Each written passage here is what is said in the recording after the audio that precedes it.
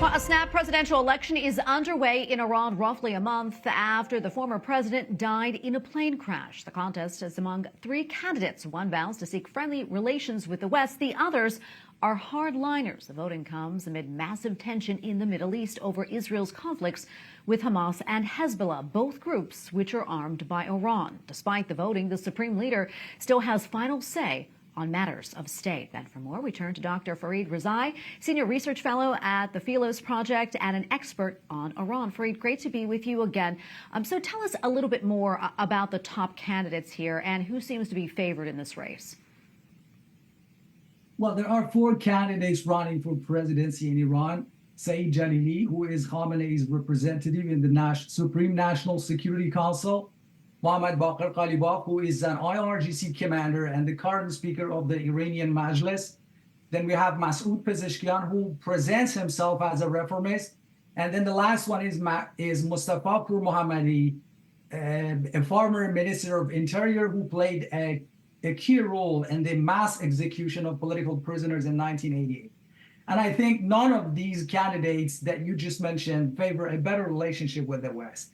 Even if they are inclined to improve these relationships, they would have a limited influence because the strategic direction of the country and the foreign policy of Iran are basically determined by the supreme leader, by the Ayatollah Khamenei, not by the president.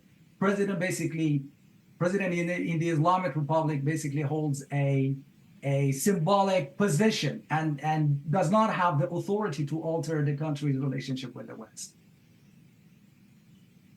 Yeah, and as you mentioned, and as we did as well, you mean the supreme leader has to sign off or basically approve the winner. So I guess the question there is, I mean, will this actually be a fair and free election?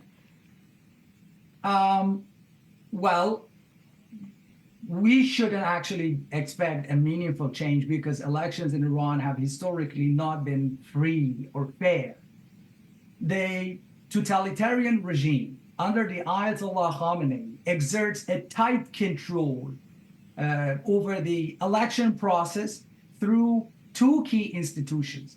The Guardian Council, which vets all the prospective candidates to ensure they are loyal to the regime, and then the IRGC, the Islamic Revolutionary Guards Corps, which plays a significant role in manipulating election outcomes. So I think it's highly unlikely that the election will be free or fair.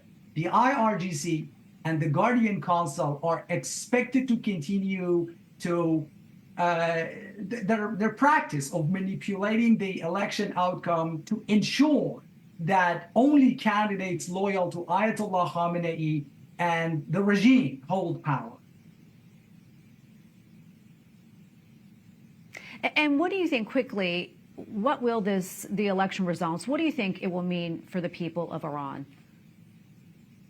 Well, as I said, it would not be a meaningful change, honestly. The strategic decisions in the country, either with regards to domestic policies or foreign policy, are determined by Ayatollah Khamenei, not by the president. There is a famous quote from the former president, Mohammad Khatami, who said, the president at its best is the coordinator. The real power and the influence wills in the hand of the supreme leader. The president holds a symbolic position, basically.